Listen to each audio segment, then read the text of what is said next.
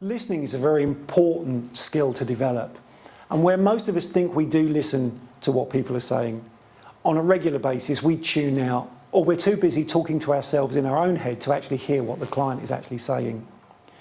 Listening can be broken down into two major types: active listening and reflective listening. Active listening is listening to the content of what's being said. Now, if I make the following statement: I got up at 8 o'clock this morning, I travelled to the gym, I put my bag in the locker, I then went into the gym, I did 20 minutes of cardiovascular training and 20 minutes of resistance training before stretching, showering and leaving. You can easily reflect back on that in terms of the content. So you can say, Paul arrived at the gym at, Paul then did this, he then did this. So you can talk about the sequence of events and the things that I did.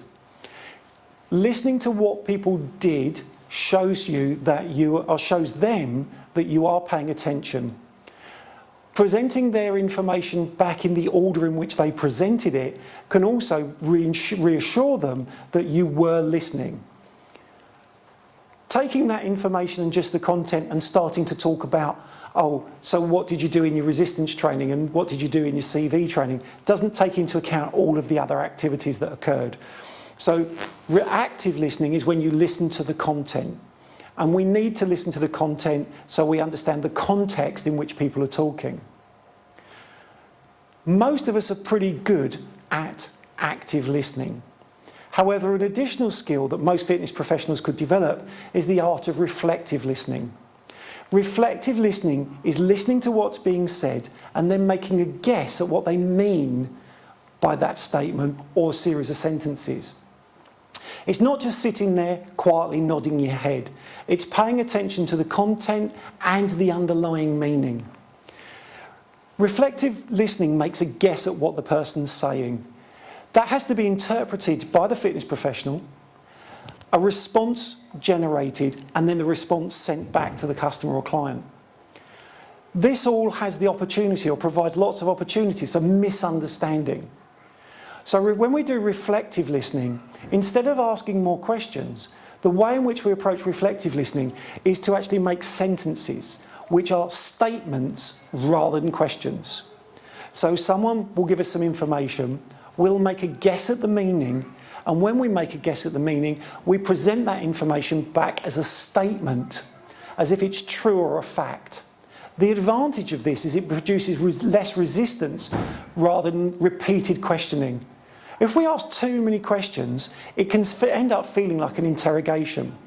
Where we make statements, the difference here is that if we get it right, the customer or client will then reflect back and say yes, and we show them that we understand them. If they get it wrong, or we get it wrong, they'll say no, but because we were attempting to understand them, they will then correct us and give us more information. Voice tone is critical here. When we ask questions, our voice tone goes up in inflection towards the end. When we ask or make statements, the voice tone tends to stay fairly flat throughout the sentence, and when we give commands, the voice tone tails away or lowers towards the end of a sentence. Look at these two sentences.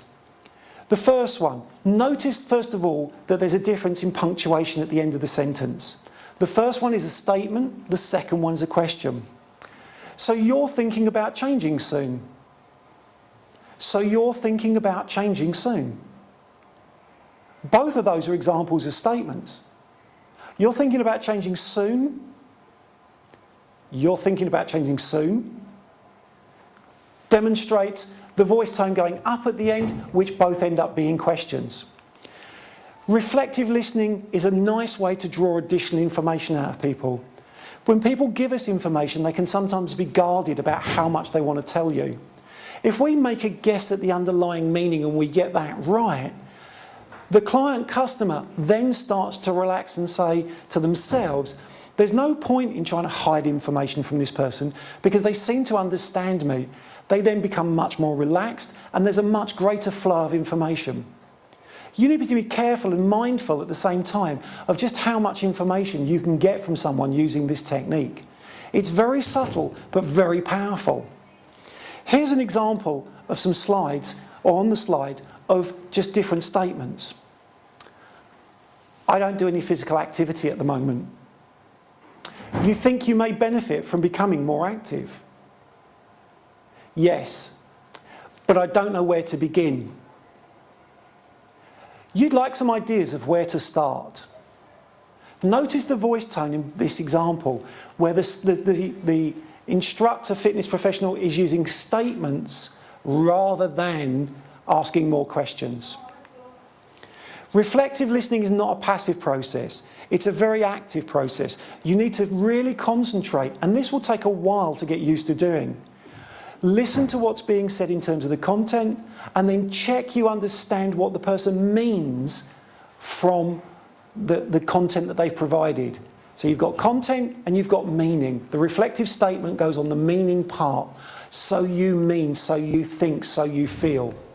These are starters that allow you to get your statements going. Starting with who, what, why, when, how, well, tell me more are all questions. They're all the fundamental words to start questions. That's like, so you mean, so you think, so you feel, are all examples of ways of starting a sentence with a that becomes a statement. Just check that you don't start with those beginnings and end up turning it into a question because of the change in your voice tone.